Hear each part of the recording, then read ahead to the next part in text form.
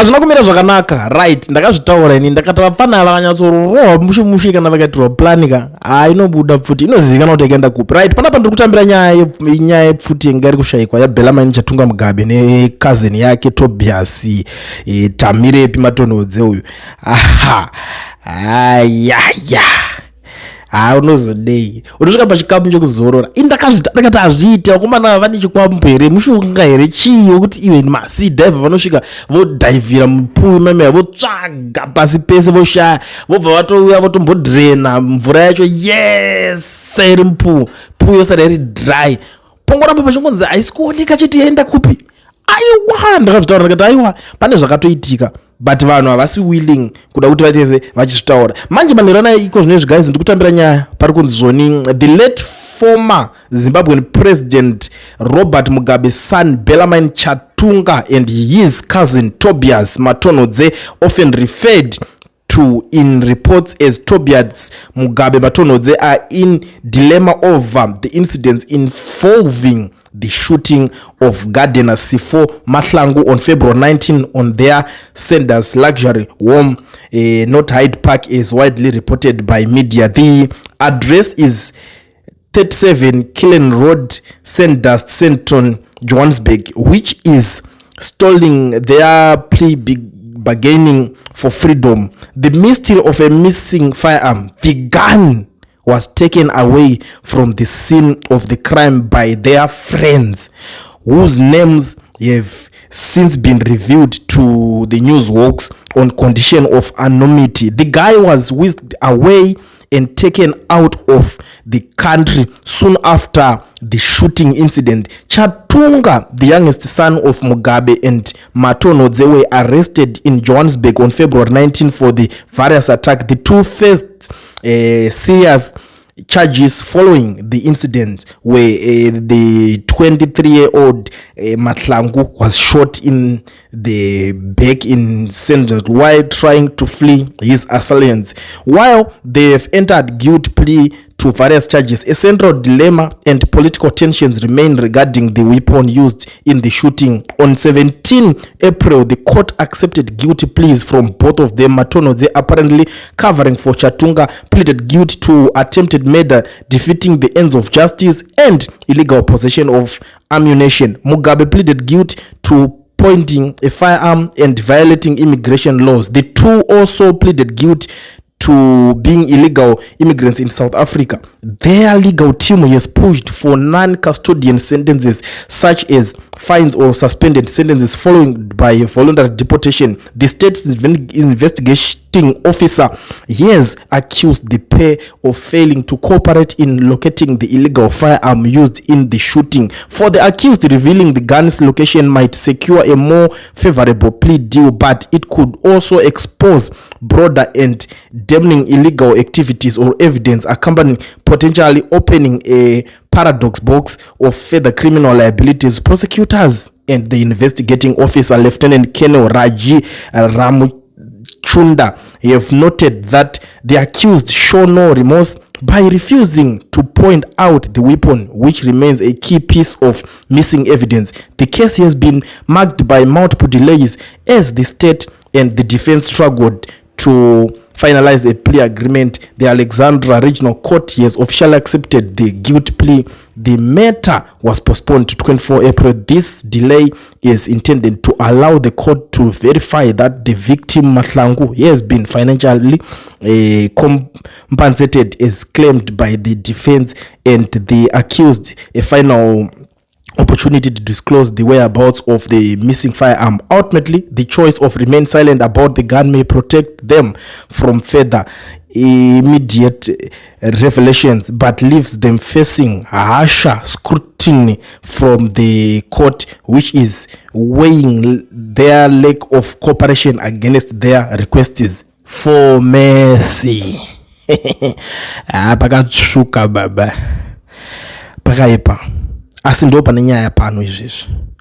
Vakomana Pfuti tiri kunze kabuda neshamwari dzavo, ende vakomana vacho vachingoti vachingobuda nePfuti chete pascene vakabva vaenda vakanzi vakabuda munyika. This is according to the news hawks. And vakomana vacho vanochibata manje nyaya dzacho vanenge vanadzo, and mazita acho vati hava vasi kukwanisa kuzomarivhila kuti vange vachiita sei, but chavakwanisa kurivhila panapa kuti hanzi yakabuda neboys shamwari dzavo dzanga dzaona chinhu chaitika ichi pasini pakaipa.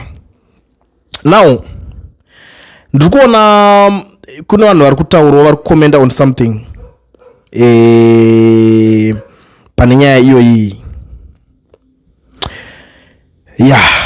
Pakashata vanhu vane zvakawanda zvavanenge kutaura. SA is very weak. First it was Garwe who marinated that girl and ran away. Now Chatunga is about to walk and the gun and victim is still missing. If it was illegal, Zimbabwean, you would have been neglected by now. Oh wait, he is also illegal Zimbabwean. Guys, listen, let me tell you something. I'm saying guys, ndinofunga kuti handina mapepa muno. Aiwa, bwana zina mapepa akawandisa. Nevana vaMugabe vasina mapepa. Iwe zvoshamisa chishamisa. Zvekuto jamba ndikupinda wakaberekwa negarwe nechichi. It's not new man. Zvekujamba border zvisi zvinywana, zvisi zvemunhu wani. Zviri kwese. Vanhu vari kungopinda vakangoita se vakangorujamba. Sedza une mari vakomana vari mamillions takutaura zvemari zvekutotenga kana kuti kutenga mukana kutenga maopportunities.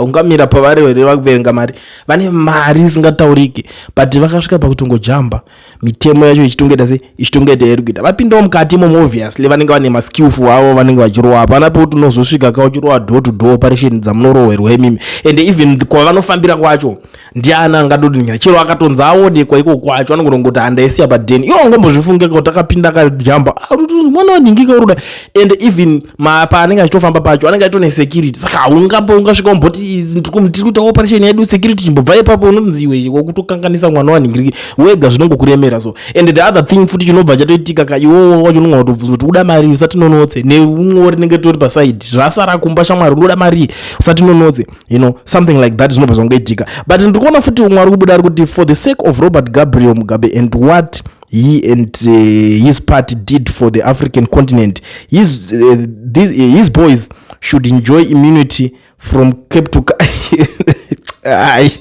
and this is the music to my ears. Either at last Mugabe boys are no longer superhuman. Their father destroyed life of millions of people. Just give them limitless wealth. God punished them by giving stupid sons. It's a win-win-win. People are actually enjoying. The boys were told by their friends that if the gun was found, ballistic tests could link it to other crimes, causing serious trouble. That's why they knew revealing where the gun was hidden could have dangerous consequences for everyone involved. For sure. Bozo nungu wakaiwana kupi chinza ina mapepa. Saka kukaiwana chinza ina mapepa upora tipoka tenga pacho inokunonga yenge to nedzayo mosha dzenga yapara kudhara dzenga chitotsvagirwa. Iwo bvo waitora futi bvo wawedzera kupara imwe. Ndo pane pakunetsa. Pale futi yacho isiri kuoneka ye1.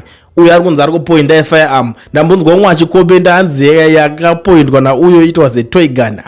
To me it's more like music guys, honestly. Where is the toy gun? Ngaibudika toy gun yacho ionekwa kuti sochwa akapointa netoy gun here pane mafingerprints ake here pa that toy gun yacho inenge chitaurwa. Zvese zvinhu zvokuti zvinofanira kugara zvatotariswa pasati paendeserwa kumberi kana kudidi vanawo here matoy gun acho, ende kana anayo where is the toy gun?